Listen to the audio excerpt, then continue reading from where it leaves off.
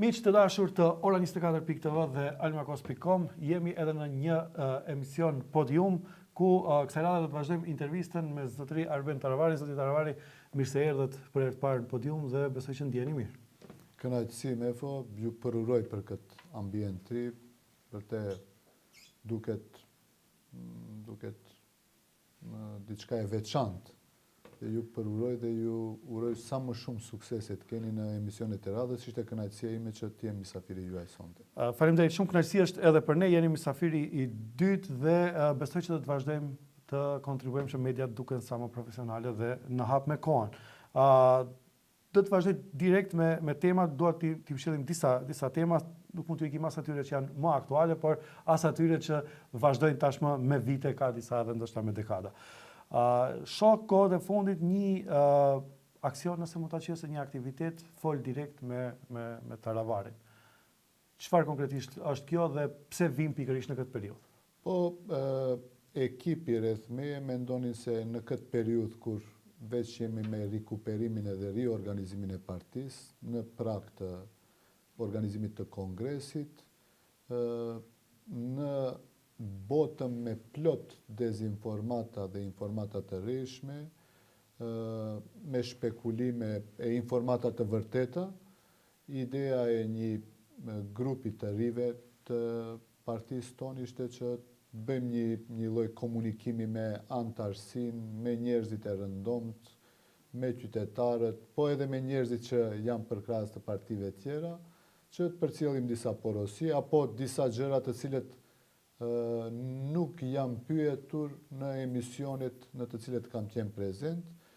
Mund që një qytetar i rëndomt të ketë interes të pyes diçka që nuk jam përgjigj asnjëherë, kështu që ishte një mënyrë, një metodë e interaktivitetit me qytetarin, dhe unë e pranova prej ekipit që ma sugjeruan dhe besoj se në periudhën mbas Bajramit do të nisim me disa pyetje të cilet do të parashtrohen prej qytetarëve, që përgjigjemi përditshmërisht.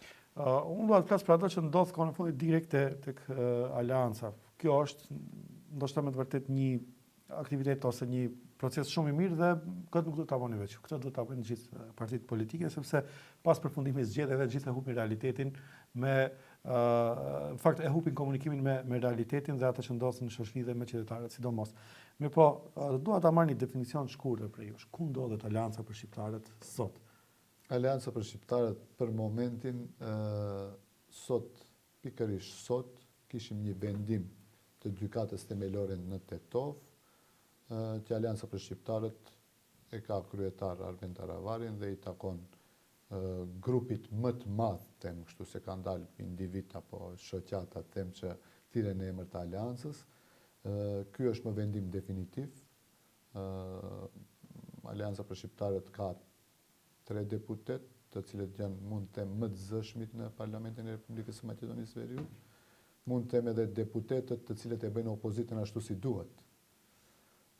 Aleanca për shqiptarët ka 2 komuna me të cilët u theq, me 2 kryetar komunash që fitun me diferencën më të madhe në historinë e garave politike, jo vetëm të shqiptarët, po edhe të maqedonasit, praktikisht Balbon Limani dhe Isen Shabani si kandidat të Aleancës kombëtare për integrim, por si përfaqësues të Aleancës për shqiptarët, fituan në Gostivar Balboni më shumë se 2-1, kurse Iseni diçka afër 2-1 diferencë, do të thënë 2 fish më shumë, dhe Aleanca për shqiptarët në momentin që flasim ka 44 këshilltar, dhe shfrytëzoj rastin që sot me këtë vendim të gjykatës themelore të Tetovës, t'i ftoj të gjithë simpatizuesit, antarët të cilët kanë qenë të zhgënjym mbas gjithë këtyre zhvillimeve dhe ngjarjeve në Aleancë për shqiptarët, dal ngadalë të kthehen në shtëpinë e vet, sepse vetëm aty mund ndjehen si në shtëpi, si në një organizatë të cilët e kemi ndërtuar së bashku, une dhe plot bashkëpartiak, po edhe antar, dhe e kemi rrit me një moment kemi qenë partia e dytë, dhe për momentin përsëri mendoj se jemi partia e dytë ose e tretë me organizim politik, me shtrirje, flas me konfigurim në teren, me struktura, me organizim, nuk ka fshat apo qytet apo komunë ku Alianca për Shqiptarët nuk ka Kush disa është e para? përfaqësues. Kush është e para? Pa dyshim që Vlen organizimi ose më i mirë politik, pa dyshim për momentin është BDI-a, këtu nuk ka dyshim. Në qoftë se llogarisim vlenin së bashku, mund të them se janë para nesh, por në qoftë se i ndajmë në grupacione, sepse tash kur filluam vlenin ishim 4 parti, apo 5 organizime politike dhe vetëvendosja, tash janë 8 gjithsej. Po më qilen shumë tema, dërsa jo po flisni dhe po më hikin. Bas vlenit, në qoftë se i llogarisim së bashku, mendoj se Alianca për Shqiptarët është organizimi më i mirë politik shqiptar. Në qoftë se i ndani vlenin në grupacionet veç e veç, ju garantoj se është më e fuqishme se çdo njëra prej atyre vet. Dërsa flisni për organizimin, dërsa flisni për gjithë ata që e keni si Aleancë për shqiptarët, tashmë nëse edhe ekskluziven që sapo e thatë edhe vullat janë të konfirmuara dhe nuk e di a ka më fazë për ankimime apo jo, nëse kjo ishte faza e fundit për vullat, pavarësisht ndodhen disa largime pas përfundimit të zgjedhjeve. Si komentoni këto? Zoti Bleran Rexhepi nuk është kuadër jo që është për tu nënshmuar, është shumë i mirë, pavarësisht se nuk u largua prej Aleancës dhe shkoi në subjekt tjetër, por si kuadër më nuk është aktiv. Edhe emra të tjerë, tash mos i përmendim gjithë. Si komentohen këto? Dëgjoni, mbas 11 janarit, sepse në Gostivare dhe në Vrapqish kishim zgjedhje të përsëritura, në të cilët e korrëm rezultatin tem më të mirë në histori, s'ka asnjë komunë, askush s'ka fituar 2-1 ndaj kundër kandidatit. Normal, disa njerëz vendosën që jetën, karrierën e tyre profesionale ta vazhdojnë. Ashtu është rasti i Blerantit. Plot tjerë u bashkangjitën, që nuk i tregojmë ato, që kanë qenë në grupacione ose me Zjadin Selën më para, ose me Arben Fetaun, ose kanë qenë të pavarur dhe janë bashkangjitur në Aleancën për Shqiptarët. Kështu e kanë partit. Partit janë materie e gjallë. Vazhdimisht do të ketë njerëz që dalin dhe vazhdimisht do të ketë njerëz që bashkangjiten, po tash jemi në prag të organizimit, të riorganizimit të partisë. Dëgjoj me fot, disa janë mësuar që të ndërtojnë, e disa në parti janë mësuar që të rënojnë. Ne jemi mendoj grupacioni që vazhdimisht edhe 2024, kur vendosëm të bashkangjitemi vlenit si Aleancë për Shqiptarët, pjesa dërmuese erdhi dhe deri në dhjetor të vitit 2024 arritëm që ta riorganizojmë partinë dhe ta mbajmë kongresin në Tetov dhe mendoj se po faktet dhe të gjitha analizat që bëheshin prej anketimeve, Aleanca për Shqiptarët ishte e vetme se gjithë partitë së bashku të vlenit të atëshëm LD, BESA dhe Alternativa. Në qoftë se i mblidheshit kumulativisht, ato ishin më pak se Aleanca për Shqiptarët dhe besoj se përsëri me këtë riorganizim të partisë, Aleanca për Shqiptarët do të rikthehet fuqishëm dhe do të riorganizohet ashtu si i ka hije. A gabua që shkuat me BDI-n ose Jo, ne nuk shkuam me BDI-n, ne bëm bashkëpunim, që dolëm prej qeverie bëm shumë mirë. Bile sot e kësaj dite unë marr çdo ditë porosi prej plot miqve, shokëve dhe njerëzve neutral që i vërin ose i analizojnë zhvillimet politike. Një ditë më herët që dikush largohet prej këtij kompilacioni që është momentarisht qeveria, aq më mirë është. Dëgjoni, disa mund të durojnë nënçmime dhe nënshtrime.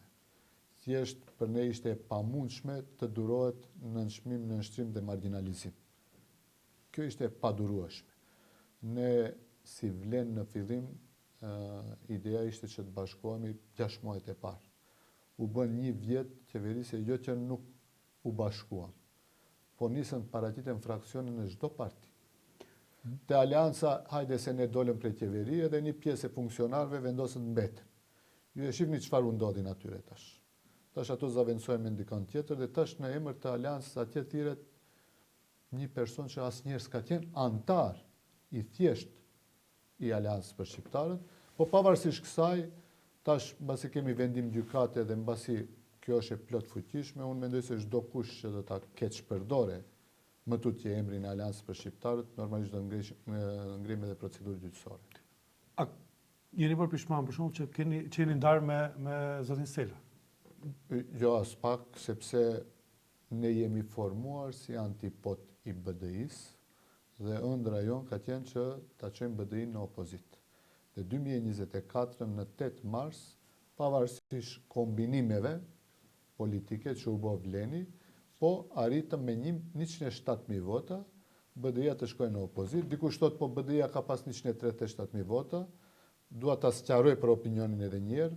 Partia turke ishte me TDP-ja, ishte me BDI në ato 137.000 vota. Tash në këto zgjedhje lokale u tregua se TDP-ja ka afër 20.000 vota në listën për këshilltar. Do me thënë, partia turke i ka sjell frontit evropian atër 20.000 vota. Po se lista për këshilltarit tregon fuqinë e votës, sa ka partia. numrin e saj. Llogaritni këtu ishte edhe partia Bosnjake edhe partia Rome, zbashku besoj mund të mos jenë 10.000 vota, s'dua ta tepëroj, ma 7-8.000 vota sigurt janë.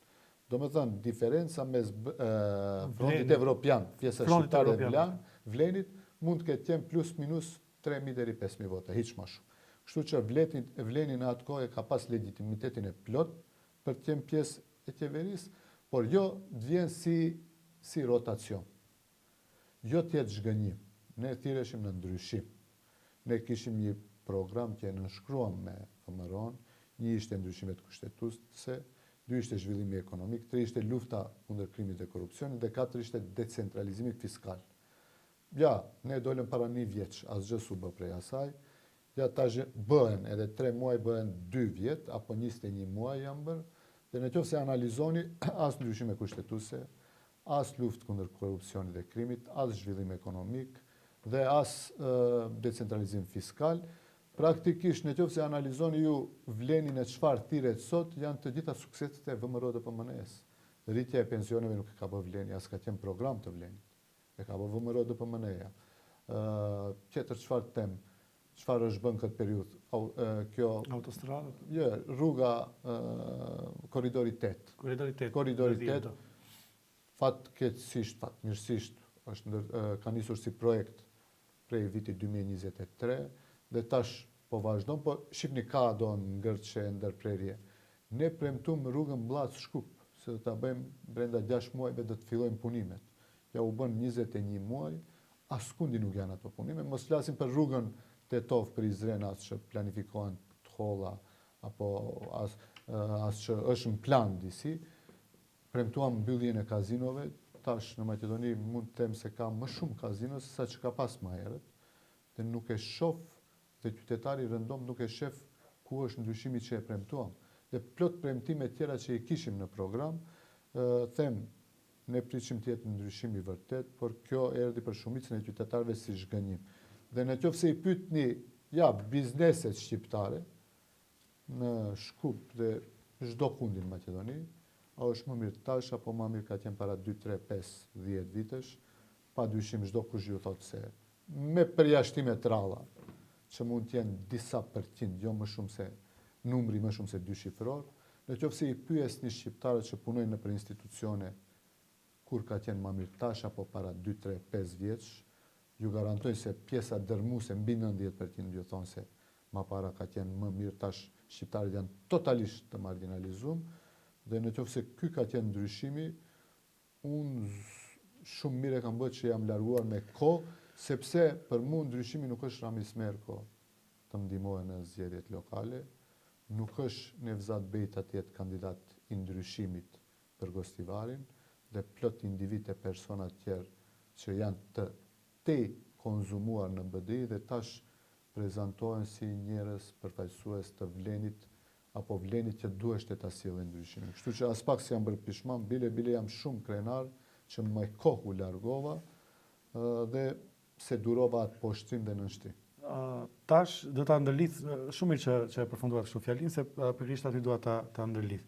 Derisa nuk u bë pishman që u larguat, bie në ujë më pyetja, a do të shkrihenin në BDI apo jo, sepse vetëm keni marrë vulat edhe s'besoj që do të ta bëni rezultatin. Dhe as që kemi pasur. Do të duhet unë ta konstatoj, po të paktën logjika kështu e thot. Mbasi më vulat janë të ana juaj. Mirë po, ajo që ndodh për momentin, sepse ne për fat keq tash e incizojmë emisionin dhe nuk jemi në kohë reale, sonte alternativa duhet të vendoset çka do të ndodh me strukturat e saj për t'ju bashkangjitur vlenit edhe kështu me radhë. Mirë po, nga ana tjetër, ato që nuk e erdhën me ju bashk kur u larguat prej vlenit, ishte zoti Fetaj, i cili mbajti mund të themi kështu një numër të konsiderueshëm të funksionerëve dhe qëndroj në Vlenë. Sot edhe ai nuk është aty. Biles, dhe dua ta lexoj një citat të fundit të statusit atij ku thotë: kur si kryetari i kuvendit të Ashas dhe zëvendës kryeministër, me zemër të thyer ndava rrugët me mikun tim të ngushtë Taravarin, sepse ai zgjodhi të koaliciojë me BDI-n, duke shpëtuar kështu edhe Vlenin edhe qeverinë. Po shoshën ndjen një farë lloj pishmallaku, nëse mund ta quaj kështu. Preferoj të flas me gjuhën popullore. A ka vend Arben Fetai tulet me Arben Taravarin dhe të bisedoj më tej për të çdo aktivist, çdo hallexhi, a janë plot të Aleancës për Shqiptarët që kanë mbet se ka pas një kontratë, që kanë komunikuar me mua apo me strukturat tona. Ka plot që janë vlen formalisht që shkojnë atje se u bëjnë presion, më shumë presion se sa BDI-a që bënte më herët. Deri këtu ka erdhur puna që Vleni është shndruar në një BDI të shëmtuar.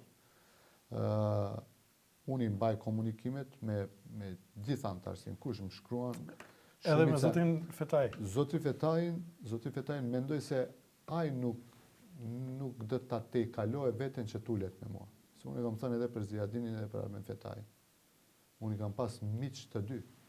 Bile kur jemi ndaj, ja kam thënë, ka qenë këtu në Shkup, kanë qenë edhe disa shokë tonë përbashkët në takimin e fundit, e kam thënë se do ta bëjnë atë që u munduan ta bëjnë me mua.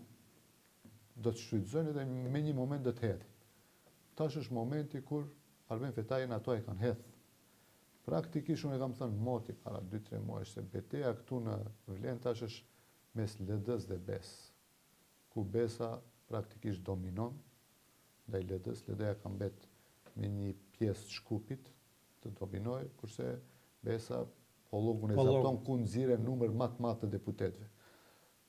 Ustallëkun që e bën Adnan Azizi ndaj Izet Mexhitit ende s'është duke e kuptu, po sidoqoftë për antarët e Aleancës për Shqiptarët, të gjithë i ftoj janë të mirëseardhur. Disa më kanë komunikuar direkt mu, plot, që edhe kanë qenë funksionar, po disa edhe që kanë mbet aty edhe tash kanë marrë vendime, janë të mirëseardhur me riorganizimin e partisë, konkretisht për Arben Fetajin, ai do të turpnohet.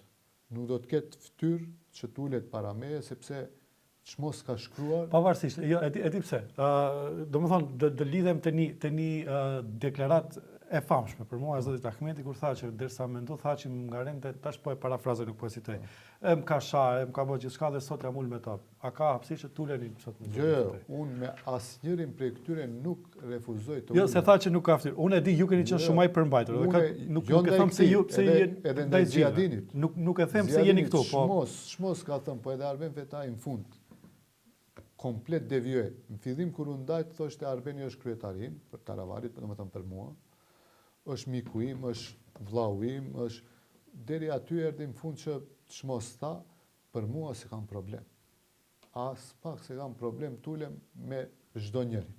Derisa kam bërë një pakt për të mirën e shqiptarëve dhe me zotëri Ahmetin, të cilin i kam pas kundërshtar më të madh politik, por me një moment caktuar, kur cenohen të drejtat e shqiptarëve, kam pa të rësyshme që tulemi.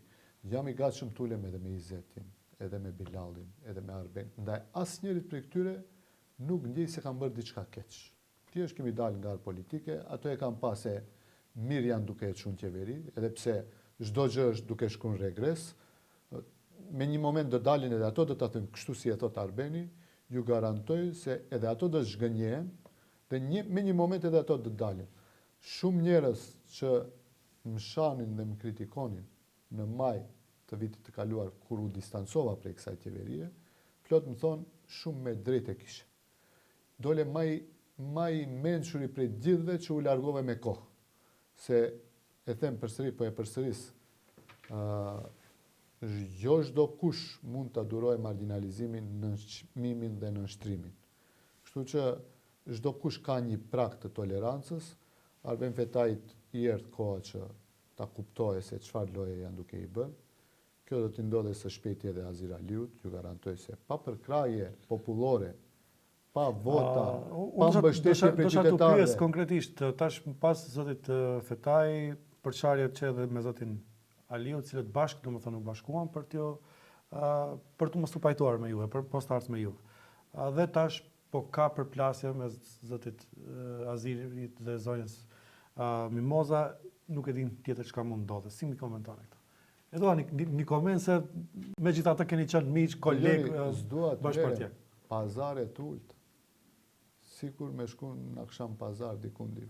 Kjo e ullet, kur i shof edhe i lexoj, thash, Vleni është shndruar me një moçal politik. Duket e gërditshme, kur i dëgjon se e kanë vetëm për përqindje, kush sa drejtora do marrin. Asgjë nuk u intereson. Asgjë tjetër, as pak s'janë të interesuar për proceset. As pak s'janë të interesuar për ato qytetarë që i kanë votuar këto për të qenë reprezent i tyre në qeveri apo në për institucione. Thjesht pazarllëqe të ulta që këto njerëz dolën zgjedhje edhe në lokale. Zgjedhje lokale dolën. Azir Aliu me gjithë VMRO në Gostivar mori 7500 votë, me Znamin, me Mendutaqin, me Zjadin Selën, me VMRO DPMN, me krejt, 7500 vota përkundër 15500 vota. Njësoj ndodhi edhe në Vrapçisht, u mundun herën e dytë krejt bashk. Nga ana tjetër ishin vetëm BDI-a dhe Alianca për Shqiptarët, askush tjetër. Edhe e pam sa pesh politike kanë. Unë s'du ta nënçmoj, se shpesh dikush mendon se dua ta nënçmoj. Azir Aliu në Gostivarje minus 50 vota. Jo se e them me pretendim me një qëllim të keq. Thjesht pse minus 50 vota. Mund të ketë 50 njerëz që mendojnë t'ju votojnë. Kur e shohin se e kenë kombinim edhe Azir Aliu për zgjedh diçka, t'ikim 50 njerëz, nuk të votojnë. Do me thënë, duhet njërë e përgjithmonë njerëzit ta kuptojnë për të qenë kryetar komune, për të qenë deputet, ministër, drejtor, duhet kesh përkraje prej qytetarëve, duhet kesh përkraje prej bazës, duhet dikush të ketë votuar që ti të bëhesh nesër deputet, kryetar komune, ministër, drejtor. Le dale Azir Aliu ku don Maqedoni, kur don, ose ose mos e përmendi veç emrin e atij, ose Mimoza Musa. Po si mbledhi me 100 votë. Sot pritet vendim, thashë ta marrin vendimin përfaqësuesit e alternativës. Një mendim tuaj konkret, a do të bëhet parti politike e fuqishme Vleni dhe stabile ose jo? Duke e di pse dua mendimin tuaj, se ju bashkë e keni nisë të rrugë dhe tash e kemi nisë dhe prandaj dua një përgjigje sa më konkrete. Çfarë mendoni? Do të bëhet ose jo? E kemi nisë si 5 parti, domethënë 4 parti dhe vetëvendosje. Sot e ke grupacionin e Arben Fetajit, është mbledh. E ke grupacionin e Azir Aliut, është mbledh. E ke grupacionin e Fatmir Limanit, mos e harroni. Një prej faktorëve shumë të rëndësishëm. Shumë të rëndësishëm që e kishan plan ta trajtojmë veç tash mos e përzim me e ke grupën e Adnan Azizit, e ke grupën e Bilal Kasamit, e ke grupën e Izet Mexhitit, e ke atje edhe grupe tjerë. E ke lëvizjen Arbria, njerëz serioz, me përvojë politike, që i nënshmojnë, as pak nuk i llogarisin, që nuk është në rregull, se ato në këto zgjedhje lokale kanë dhënë kontribut jashtëzakonshëm disa komuna. Unë i di njerëzit që janë njerëz që kanë përvojë gjatë politike. Edhe në kuvende është vetëvendosja. Këtu janë më 8-9 grupacione politike të cilat çdo kush bën betejën e vet. Ilir Demiri, deputeti, domethënë është Ilir Demiri që realisht Ilir Demiri 2024 Vleni kur i ka mbledh ato 107.000 vota, kanë mund të jenë 110.000. Ilir Demiri ka qenë në anën e AKI-s, Frontit Evropian. Domethënë Ilir Demiri e ka luftuar Vlenin. Mos bëj rezultat mirë. Pavarësisht, ajo është deputet tash. Shif, deputeti është e natyrshme që të jetë në grupin e Aleancës. Unë e kuptoj të jetë në grupin e Aleancës. Më në grupin e Besës, se Ilir Demiri është grupi Besës. Realisht, se mund kamuflohet kështu të tregohet. Aq më mire lum Besa ose zoti Azizi lojën brenda Vlenit edhe këtyre, ose është për të Adnan Azizi është lojtari më i mirë, domethënë, për të lavdëruar. Adnan Azizi është tem kështu se di si thujmë popullor që një njeri që din të luajë në lojra të pista. Në Xhambas i mirë është. Adnan Azizi është duke bërë lojën në Izet Mexhitit këto, kush e kupton. Se Ilir Demiri edhe Mimoza Musa moti prej para 5-6 muajsh veç janë lojtar kuklla të Adnan Azizit, askujt tjetër. Se vlen, shkrihen, bëhen sekretar, Pse nuk llogaritet edhe lojtari fort? Pse duhet kush? Për zotin Azizi, po them, Jo, nëse edhe këtë nuk e them as për ta mbrojtur as për finalizuar, unë nuk them. Edhe kjo është aftësi. Mbasi ka vri brenda si pjesë e Vlenit. Domethënë të marrin të korrni me lojat e atij, po themi. Të korrni rezultat shumë mirë Vleni karshi BDI-s. Dhe tash edhe brenda Vlenit po fiton disa betejë. Shif, edhe në politik absolutisht ka një kodeks moral, ka vijat kuqe të sjelljes. Për shembull, Adnan Azizi aty është i paskrupullt, se praktikisht është duke e bërë lojën më të madhe. Ne mund të thujmë sot konstatojmë se Adnan Azizi është lojtari më i fuqishëm i Vlenit. Unë e kisha zgjedh atë kryetar. Hiç s'ka nevojë për 2 bashkryetar. Po ne Adnan Azizin, se merite e ati është kretë këto gjëra që kanë ndodhur, këto lojrat të tem nën tavolin, apo nën tokë i ka bëre, jepja, lishohet, ajo është njeriu që dominon aty. Dalim pakës jashtë temave politike, sepse koha po kalon, besoj kemi ma konfirmuar regjia dikun të 25-30 minuta. Flasim pak për atë që është edhe më aktuale, nëse nuk keni shtoni diçka në lidhje me aleancën, Vlenin, partitë politike shqiptare në përgjithësi. Mendoj se janë temat të konzumuara, mendoj se Vleni uroj dhe besoj sa më shpejt spaku të kështu të patjetohen një. Por nuk më thaja beson që do të jetë e fuqishme. Në fund nuk më dhaje definicionin përfundimtar. Fakt, fuqishëm e konsoliduar. Unë e kam thënë moti që është organizim i paqëndrueshëm politik. Kjo është bindja ime. A uroj dhe shpresoj sa më shpejt të jenë një parti politike funksionale, me një kryetar, me një kryesi, e cila edhe po strukturat do të funksionojnë, uroj që ashtu të jetë. Unë mendoj se është projekt i paqëndrueshëm. A do të kemi zgjedhje parakohshme parlamentare? Cili është parashikimi jote? Unë besoj se po, jo që normalisht çdo herë opozita të kërkojë zgjedhje të parakohshme, jo që duam ne dhe kjo varet prej nesh, as pak nuk varet prej nesh, varet prej partisë politike që ka deputet 61. Këtë numër për momentin e kanë vetëm Znami dhe VMRO-ja, askush tjetër. Por besoj se situatat edhe zhvillimet geopolitike, edhe situata ekonomike në përgjithësi që janë si derivati këtyre zhvillimeve geostrategjike, do të sjellë Maqedoninë me një situatë që do jetë domosdoshmëri që shkojnë zgjedhje të parakohshme, dhe mendimi im është ose në vjesht ose në pranver, vjesht të këtij viti, ose në pranver të vitit të ardhshëm do të ketë zgjedhje të parakohshme. Ose në vjesht ose në pranver? Vjesht këtë vit, ose pranver të vitit 2027, do të jetë e domosdoshme. Shihni, borxhi i Maqedonisë për momentin, borxhi që duhet ta paguaj këtë vit është 2.5 miliard euro. Gati se gjysma e buxhetit që e ka. E keni parasysh zhvillimet në Gjirin Persik, të gjitha reperkusionet që i kanë të gjitha shtetet e Europës, po edhe në botë, po cilat shtete janë më të ndjeshme, më senzitive. Ato shtetet të cilat janë më të vogla dhe më të pakonsoliduara ekonomikisht.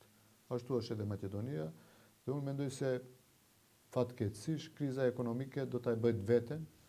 Ne do të kemi probleme edhe me pagesën e pensioneve, veç kemi me vonesë të TVSH-s, vonesë të pagesës së ndihmës sociale, nuk e di çfarë, veç ndjehet ai boshlluk i buxhetit, ai deficiti i buxhetit, dhe mendoj se do të vim situatë që vetë VMRO-ja do të kërkojë zgjedhje. Si nga perspektiva e opozitës gjithmonë, si është shihni, ka filluar ndikim i madh ose ende mund të pritet të ketë ndikim edhe më të madh ajo që ndodh në Gjirin Persik, në lidhjen e afërme, lufta në mes Iranit, Irakut, Shtetit Bashkuar dhe kështu me radhë? Po veç i ndjejmë në rritjen e çmimeve të derivateve të naftës, çdo kush prej nesh e ndjen, nuk është pak, gati se 25% është rrit çmimi i derivateve të naftës. Menjëherë kur kemi rritje të çmimit të derivateve të naftës, automatikisht për një javë, maksimum 10 ditë, prite rritjen e të gjitha produkteve ushqimore, po edhe produkteve tjera në përgjithësi. Kështu që kjo menjëherë gjeneron që vlera e rrogave apo pensioneve që i marrim të ketë vlerë shumë më të vogël se sa ajo që e ka pasur para rritjes së këtyre çmimeve. Kështu që pa dyshim se do të ketë impakt. Jo të ne ekskluzivisht vetëm në Maqedoni, por në gjithë rajonin, po edhe në Europë sidomos, po edhe në gjithë botën. A mund të menaxhohet më mirë, ose çfarë do të bëjnë këtë rast tilla? Çfarë si opozitë, çfarë të jenë propozimet e juaja për të marrë masa, që sa më pak të preket xhepi i qytetarëve, por edhe ai stresi që mund të shkaktohet nga e gjithë kjo situatë? Ne kemi propozuar edhe më para, edhe tash përsëri propozimi im ka qenë që të zvoglohet vlera e TVSH-s në përqindje prej 18 në 10. E kemi propozuar që akcizat të zvoglohen në produktet ushqimore, kështu që mos e ndjejnë atë rritje të çmimeve në përgjithësi të çdo produkti qytetarët, dhe të mundohet shteti të amortizon. Po kjo nga ana tjetër e kushton shtetin, se gjitha këto ulje e TVSH-s e zvoglon buxhetin e shtetit. Ulje e akcizave e zvoglon të hyrat në buxhetin e përgjithshëm të shtetit, dhe kjo do të krijojë, përsëri e them, atë hym në atë qarkun vicios, e cila pastaj krijon them kështu probleme për buxhetin shtetëror, për t'i bërë pagesat e pensioneve, rrogave, sigurimeve shëndetësore, ndihmave sociale e kështu me radhë. Kjo është, sa i përket, domethënë se edhe si opozitë, tash normal me krizën e cila paraprihet, normal nuk vjen vetëm si rezultat ndoshta i menaxhimit të shtetit, por ajo që imponohet për jashtë. Megjithatë, dy çështje shumë të rëndësishme dua t'i përmendi, që kanë të bëjnë me çështjet më aktuale, dhe dua mendimin tuaj. Zgjedhja e prokurorit publik shtetëror, Renat Savevski, me sa mora informacion, aq sa e kuptova, është edhe bashkëqytetari juaj. Po, qenë ka Gostivaras, unë sot mora vesh edhe prej parlamentit, mora vesh se deputetët tonë kanë votuar kundër. Mendoj se edhe këtu në drejtim të prokurorisë. Pse kundër? Kundër sepse... A njihni figurën, a keni ulur ose ku qëndron? Unë personalisht nuk e njoh, po ishte si imponimi i një partie. Jo tash që 35 vite kryetari i prokurorisë është zgjedhur me propozim të partisë e cila e udhëheq pushtetin, kësaj radhe VMRO-ja e propozon. Unë mendoj se aty ka pasur edhe kandidatura tjera serioze, dhe partia jonë, deputetët tonë e kanë mbajtur qëndrimin që nuk e votojmë, sepse ato i kanë votat, le ta votojnë me deputetët të cilët i kanë edhe vleni, edhe VMRO, edhe Znami. Kanë boll deputet, nuk u duan 2/3, po thjesht u duhet 61 vot. Me sa e mora vesh se sot është zgjedh prokurori i ri. Personalisht as e njoh, e kuptova prej to miqve, shokëve, se tjen ka me prejardhje prej Gostivarit. Domethënë në CV-n e tij ashtu shkruhet. Ajo që është çështje tjetër aktuale dhe që pritet të parapri, çështja e përdorimit të gjuhës shqipe, ligji i jurisprudencës, edhe kështu me radhë. Një proces i pa definuar tashmë me dekada. Megjithatë tash po aktualizohet tepër dhe studentët gjithmonë, pavarësisht se si veprojnë, kanë të drejtë kur kërkojnë diçka më të mirë. Çfarë pritet dhe çfarë do ndërmrini?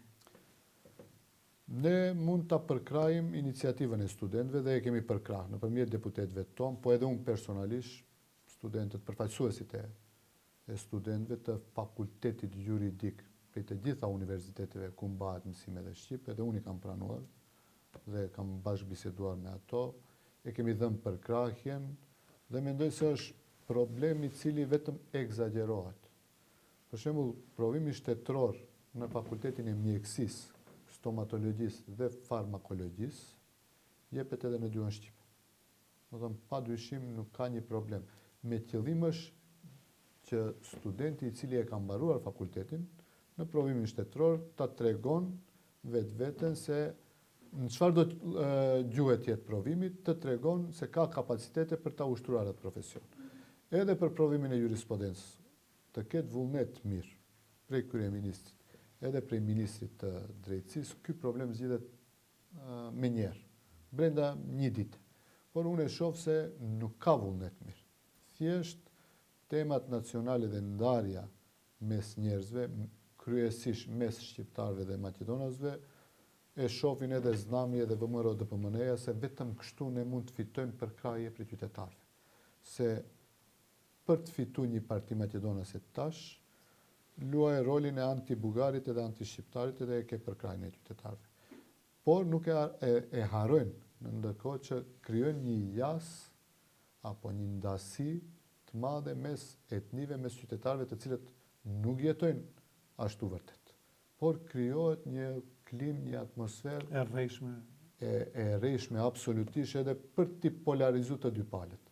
Në vend që qeveria e ka rolin për të kriju kohezion të brendshëm mes dy etnive, unë mendoj se VMRO e shfrytëzon znamin, paraqiten si më radikal, që mos ua kaloj levica, dhe në mënyrë indirekte VMRO e ndihmon Ministrin e Drejtësisë të Znamit që ta ecë këtë procedurë, del kryeministri thotë pa problem mundet, me njerë vleni këcen se ne e bëjmë këtë, nesër me njerë lishon Ministrin e Drejtësisë ajtë thotë se nuk mundet, edhe ta ndale. Do më thënë, nuk mund në mënyrë selektive drejtësia në fakultetin e mjekësisë, stomatologjisë dhe farmakologjisë të mundet në gjuhën shqipe të jepet provimi i shtetëror, kurse në fakultetin juridik nuk mundesh ka provimi jurisprudencës dhe arsyetimi se duhesh ka ato ta dinë maqedonishtët, pa dyshim. Ka studentë të cilët studiojnë në Shkup, ato edhe nesër në qoftë se e japin provimin e jurisprudencës, atyre u duhet në funksionimin e përditshëm ta dinë gjuhën maqedona, se sa më shumë gjuhë dinë, aq më mirë. Po pse mos testohet dituria atyre me gjuhën am, se aty mund të japin provim më me sukses se sa në çdo gjuhë tjetër. Dua ta marr një mendim pak më konkret rreth zgjidhjes njëre për gjithmonë këtyre çështjeve. Do thënë tash siç po duket, në sistem të funksionimit të shtetit ka shumë mangësi ose shumë vrima, ta quaj kështu, të cilat lën hapësirë që në çdo moment në X tema të hapen çështjet etnike, ndasitë etnike dhe kështu me radhë. Kjo kuptohet që vijon me dekada.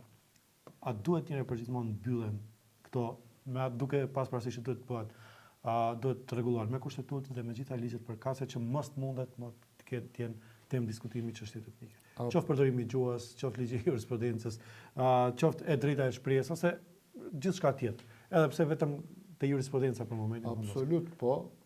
Pritshmëria ime ka qenë shumë më e madhe për kryeministrin Mickovski, shumë më e madhe. Më kujtohet një bisedë private jona mbas zgjedhjeve lokale të vitit 2021. Ishte mysafirim privat në Gostivar. Dhe në bisedë kështu të lirë shumë pas një dreke, tha, Arben, unë jam i interesuar shumë që ky shtet niset funksionojë ashtu si duhet. Sistemi të funksionon, mos ketë ndasin mes njerëzve, ama vërtet me intereson që shteti të funksionon ashtu si duhet. Fatkeqësisht 21 muaj mbas qeverisjes së zotit Mickovskit nuk mund të thuhet kështu. Nuk mund të thuhet kështu, se kjo që ndodh në gjykatën kushtetuese është skandaloze për ligjin për përdorimin e gjuhës. Ka drejt për drejt qeveria gishtë kur dje që gjykata kushtetuese është edhe e zgjedhur paraprakisht, por edhe gjykata kushtetuese edhe llogaritet si organi pavarur kushtimisht. Kur e shef gjykata kushtetuese disponimin se si veprojnë politikanët, ato veç marrin hujum tem kështu. Edhe bëhen edhe kur e dëgjon deklaratën e këtij Konstantinovskit, vërtet është skandal. Ai flet jo duke u bazuar në ligje apo nenet e ligjit apo të kushtetutës, ai flet sikur në pazar thjesht bën një analizë politike, sikur ka erdhur një paditur me një emision politik edhe vet flet me maillat, duke shëtit me kale, nuk e di, duke pas kush ka vetur, interpretime që janë në çdo nivel. Por kjo ndodh. Ne tham për ndryshimet kushtetuese që ishin shumë të rëndësishme me zotin Mickovski prapë këthe. 6 muaj ne e zgjedhim këtë problem. Dhe publikisht krejt kemi dalë. Unë kur isha në Vlenë, Arben Fetaj, Izet Megjiti, Bilal Kasami, për 6 muaj e zgjedhim. U bën 2 vjet dhe shifet veç, edhe Macedonas paraqiten më, që thonë nuk ka tendenca, nuk don qeveria. Edhe me u thonë bugarët që këto gjejnë arsye se dhe kënë kërkesa tjera edhe me pas garancë prej Bugarie. Asnjëherë, jo prej Bugarie, edhe prej Brukselit, se prej Brukselit kërkohet garancë. Ju garantoj se Maqedonia për momentin, kjo qeveri nuk është e interesuar për t'i bën ndryshimet kushtetuese. Tu jam më se i sigurt. Decentralizimi fiskal, absolut, buxhetin janë të interesuar për ta mbajtur në qeveri, komunat le të jenë si bashkësitë lokale, le të funksionojnë ashtu si funksionojnë, krejt në borxhe sa të duash, nuk janë funksionale. Unë e kam thënë, Alianca për Shqiptarët së Shpejti, besoj se pas kongresit do del me ofertën për marrëveshje të re politike. Marrëveshja e Ohrit bazoheshte në 4 shtylla kryesore. Një ishte gjuha, ke mos zbatim gjuhës kudo, balancusi, u tërhoq, ku është ligji për përparësim të drejtave? Askund. Dilte Izet Mexhiti, Arben Fetai, Bilal Kasami për 1 javë, për 2 javë, për 1 muaj, për 2 muaj, u bën 21 muaj kërkundi. Se di Venecia... Në Komisionin e Venecias... Atje është analizuar, duhet të vendohet në ENR, askundi nuk është. Askundi është. Decentralizimi fiskal, askundi nuk është. Më thënë, marrëveshja e Ohrit, prej marrëveshjes së Ohrit ka mbet vetëm Badinteri, të cilin mundohen edhe atë ta anashkalojnë, ta hekin, edhe prej 4 shtyllave gjua nuk përfillet, përfaqësimi i drejtë nuk përfillet, decentralizimi fiskal nuk përfillet, ka mbet vetëm Badinteri. Vetëm Badinteri që në parlament funksionon. Edhe ajo relativizohet duke pas deputet, edhe unë ju garantoj se në zgjedhjet e ardhshme do shkojnë disa parti politike Maqedona se t'i fusin disa shqiptar në për listat e tyre, të cilët i kanë super të sigurt si deputet, edhe ta neutralizojnë edhe atë që mos varet as pak prej partive politike Maqedona, si do më thënë, me shqiptare, më falë, tendencat janë që për disa vite, fatkeqësisht mos ketë organizim politik i shqiptarve në Maqedoni. Dhe me kështu tendenca, me njerë Topurkovski u mundua, po nuk ja arriti, Zaevi u mundua, nuk ja doli, tash Mickovski është duke tentuar nëpërmjet lojtarëve të cilët i kanë vlenë, këto publikisht dihen emrat edhe mbi emrat e atyre se gjysmën e ministrave ai kontrollon. Nuk mund të thuhet se janë ministra të vlenit, më shumë janë ministra të Mickovskit se sa ministra të përfaqësuar që e përfaqësojnë vlenin dhe votuesin e vlenit, dhe do ta shohim deri ku do të shkojë kjo lojë. Për në fund, ne kemi edhe shumë biseda për të bërë, po koha veç më jemi te 40 minuta. Për në fund dua të flasim pak, edhe pse duhet prej më herët, po nuk kam dashur të ndërpres përgjigjet sepse me të vërtetë kam dashur të marr mendimet kështu të qarta prej juve. A mendoni se do të jenë ndonjëherë të konsoliduar mirë shqiptarët dhe nuk do të vazhdojnë këtë si tash edhe unë duhet ta gjej atë fjalën ma të përshtatshme për po them nuk do ta vazhdojnë këtë vallën e interesit personal.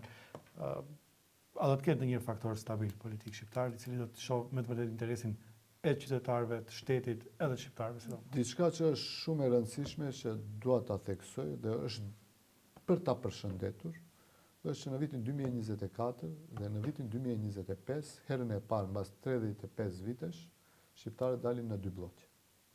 Dhe kjo ishte një arritur e madhe e organizimit politik shqiptar. Dhe të mund të jetë kështu edhe në 2027-8 kur të jenë zgjedhjet e ardhshme. Unë besoj se tendencat duhet të jenë kështu. Të jenë 2 blloqe. Do të thënë 2 palë.